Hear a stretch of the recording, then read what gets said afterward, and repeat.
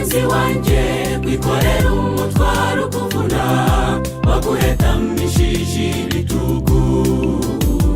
Urananiwe, wakubise iryo kubita hino, ushakisha uwakurengera, wabuze n'umugaruka ubusa. Urananiwe, ariho umwami uruta bose, ntakangwa n'ibyaha wakoze, yuje impuhwe n'urukundo, umusanga ku ruhure, narobanura ku butoni, n'umusanga uraruhuka. Ariho umwami uruta bose, ntakangwa n'ibyaha wakoze, yuje impuhwe n'urukundo, umusanga ku ruhure, narobanura ku butoni, n'umusanga uraruhuka.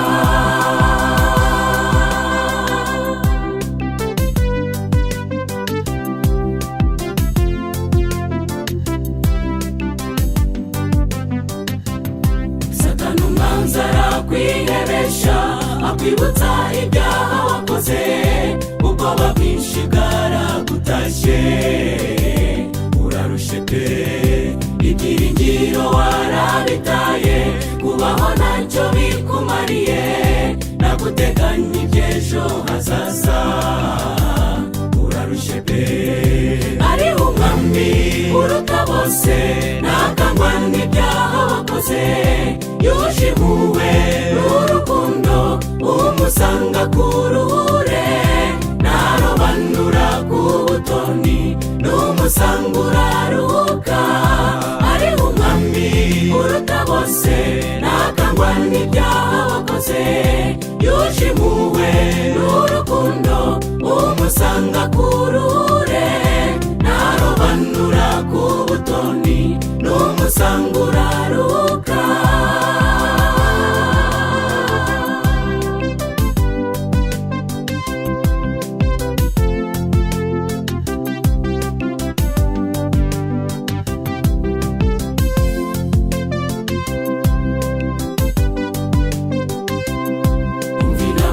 Ugira uyu munsi, fata umwanzuro bigishoboka, uhanga amaso yawe mu ijuru, uraruhuka. Umwami Yesu ashoboye byose, yiteguye kukwakira neza, mutura ibyo byose bikuvuna. Uraruhuka, ariho umwami uruta bose, ntakangwa n'ibyaha wakoze, yuje impuhwe n'urukundo, umusanga ku ruhure, narobanura ku butoni, n'umusanga uraruhuka. Ariho umwami uruta bose, ntakangwa n'ibyaha wakoze, yuje impuhwe n'urukundo, umusanga ku ruhure, narobanura ku butoni, n'umusanga uraruhuka.